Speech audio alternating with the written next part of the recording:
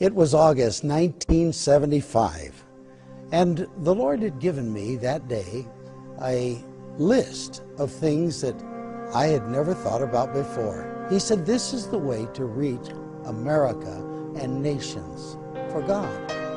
In every city of the world, an unseen battle rages for dominion over God's creation and the souls of people. This battle is fought on 7 strategic fronts, looming like mountains over the culture to shape and influence its destiny. Over the years, the church slowly retreated from its place of influence on these mountains, leaving a void now filled with darkness. When we lose our influence, we lose the culture, and when we lose the culture, we fail to advance the kingdom of God. And now, a generation stands in desperate need. It's time to fight for them and take back these mountains of influence. The mountain of government, where evil is either restrained or endorsed. The mountain of education, where truths or lies about God and His creation are taught. The mountain of media, where information is interpreted through the lens of good or evil. The mountain of arts and entertainment, where values and virtue are celebrated or distorted.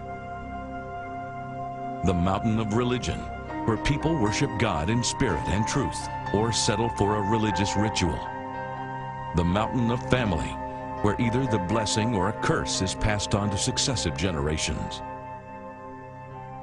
And the one mountain they all depend on, the mountain that fuels and funds all the other mountains.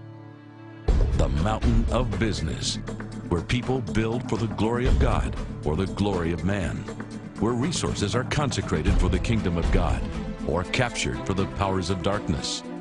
Those who lead this mountain control what influences our culture. The last 50 years, we've seen the most rapid moral decline in history. The culture we inherited from our forefathers is disintegrating before our eyes. What kind of world are we leaving for our children and grandchildren? As long as the business mountain is held by enemies of the gospel, funding for the other mountains will always be constrained, and any efforts to advance the kingdom of God will be hindered. Imagine God's people reclaiming their cities and government, in the arts and entertainment, in the media, in education, in the family, in religious influence, but only limited by their imagination and not by a lack of finances. It's possible, but first, we must take back the mountain of business. God's move to take this mountain back has already begun. Thousands and thousands of business leaders in every major city across the nation are filling arenas to learn from business leaders and hear the gospel of Christ. 90% of people working in the marketplace believe in God. 78% believe spirituality and business mix. 70% say that because of their faith, they find meaning and purpose in life. There are over 56 million Bible-believing Christians working in the marketplace. A vast army of God waiting to be truly engaged in the battle. Yet this strategic army and battlefront has largely been left ignored by the church. More than 90% of church members do not feel they are being equipped or trained by the church to apply biblical faith in their day-to-day life. The business mountain is so strategic because that is the place of influence. When you look at culture, so much of culture is defined by what happens in business.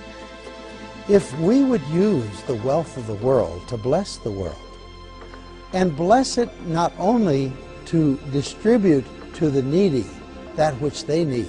When you bring economy and economic benefit to a nation or a culture, then you have influence in that culture. People, as they're transformed, who will transform all the spheres of society.